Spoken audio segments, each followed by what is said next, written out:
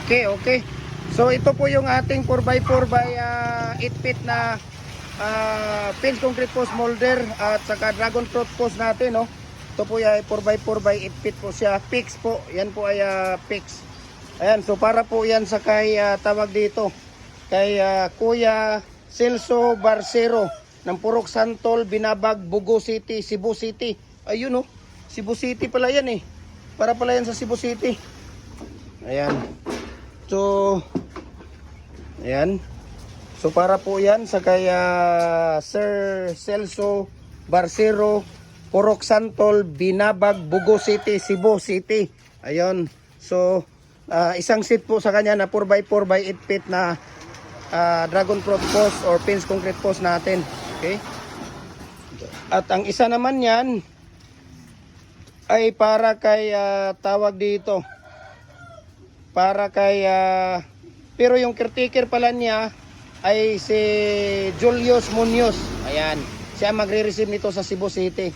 So ang isa naman dito ay para kay Bernard Pagudpod ng 1D Bibtonita Avenue, Patriro, Malabon City. Ayan.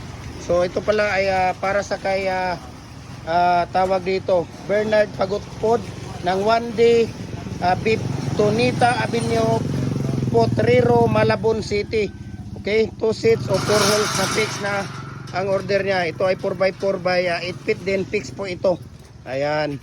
So maraming salamat po sa inyo, no, sa patuloy ninyong pagsubaybay at pagsuporta sa ating mga tawag dito sa ating mga concrete products. Sa lahat po ng mga nagko-concrete products diyan, cheers po sa inyong lahat, no. Ayan, maulan na hapon po ngayon.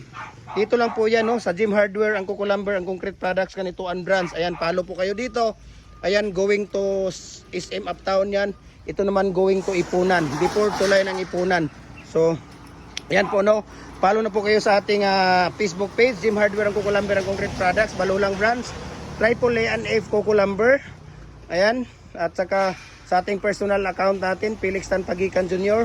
Sa ating Instagram, Felix_Pagikan 2000. Ito po yung mating natin. Ito po yung nilalagay natin sa loob ng ating molder, sa loob ng ating concrete post, no? Ayan. So, follow na po kayo, no? Para po kayo updated sa ating mga video. Ayan. Sige yan, tingnan niyo. Mayroon diyang, tingnan niyo kung nasaan ang mga size niyan. Iharap niyo dito yung mga size. Wala, mayroon dyan sa kabila. Ayan. Ayan po ay 4. Ayan, 4 yan ay standard. Yan naman ay 3 and 3/4. Ayan, 3 and 3/4 yan. Yan 4 na standard, 3 and 3/4. Yan naman ay 4 inches din. Ito naman ay 3. Ayan. 3 yan para pang division po yan. 3 po yan para sa division. Okay? Tingnan natin kung saan natin pwede dyan. Ito, ilagay nyo dito yan yung 3 imidya. 3 imidya at saka 3 na yung maliit. 3 at saka 3 imidya. Ayan, 3 and 3/4 dong. Yan ilagay mo dyan ang 3 and 3/4. Ayan. Yung may pangalan ng ano niya, yan, 3 and 3/4 yan dong.